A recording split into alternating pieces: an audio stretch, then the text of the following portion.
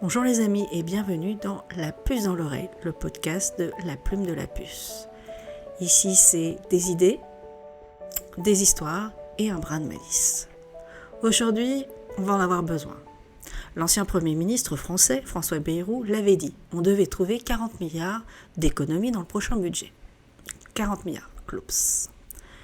Perso, avant que quelqu'un le dise, oui, je ne paye pas mes impôts en France. Mais je ne coûte rien à mon pays. Puisque mon assurance maladie est une assurance privée américaine, qui me coûte une blinde au passage, soit à peu près 5 à 6 000 euros par an. Bon, ok, je n'oublie pas que j'ai des amis médecins, merci Dieu pour ton soutien indéfectible.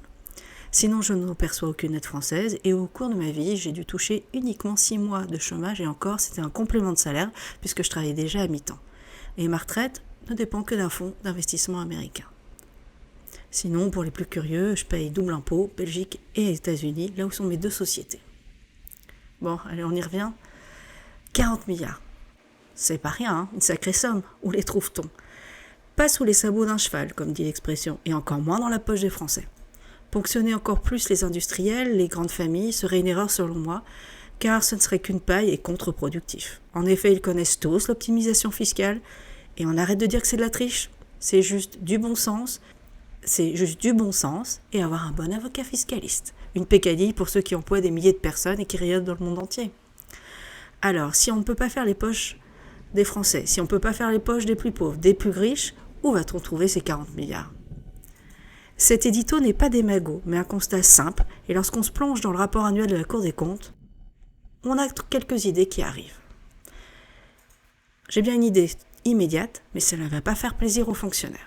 Savez-vous que notre chère patrie possède 1200 commissions ou agences publiques chargées de réfléchir, consulter, publier des rapports dans des domaines tellement variés que certaines sont très obscures. Ce qui l'est moins, c'est leur budget.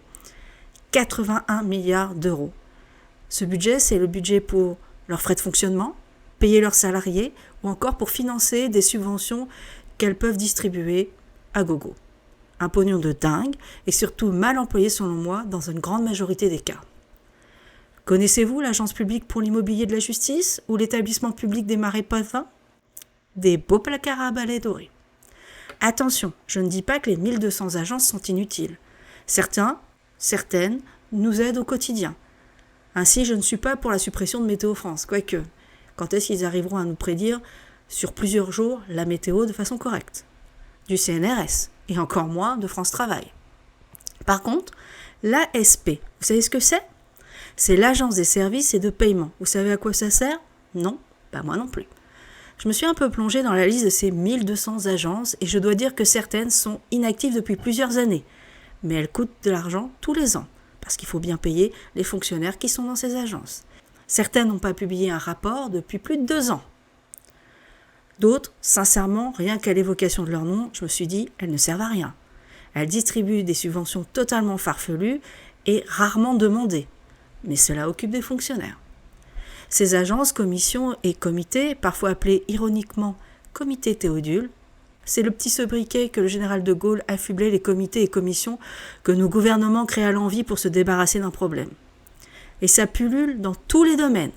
Énergie, santé, commission, cohésion des territoires, biodiversité, immigration, et j'en passe. Beaucoup ne se sont même pas réunis une seule fois en 2022. Selon le dernier rapport parlementaire. 387 pour 22 millions d'euros de budget. Ça fait cher du rapport annuel quand il y en a un. Certaines cumulent missions redondantes avec d'autres organismes existants, sans résultat tangible. Prenons les exemples de France Stratégie et du Haut Commissariat au Plan. Leur mission pour la première consiste à apporter des éclairages sur les enjeux politiques publics et pour la seconde à éclairer les choix des pouvoirs publics.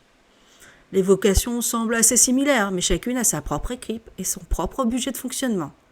Pas moyen de les fusionner ? Autre exemple, Business France et Atout France. Ces deux agences ont une même et seule mission qui consiste à promouvoir la France à l'étranger. Y a-t-il des répercussions ? Faut-il alors tout supprimer ou les fusionner ? Telle est la question. Mais à mon avis, il faut au moins réformer la majorité de ces agences. Alors je passe sur la Société du Grand Paris, à elle seule qui a englouti 5,3 milliards d'euros chaque année. Si vous n'êtes pas parisien, vous n'êtes pas concerné, mais vous payez. Je pense que l'État pourrait faire quelques économies dans tout ce capharnaüm administratif et pour cela, les sénateurs voulaient créer un haut commissariat à la simplification administrative. Encore un, mon Dieu, on s'en sortira jamais. Et vous, qu'en pensez-vous ?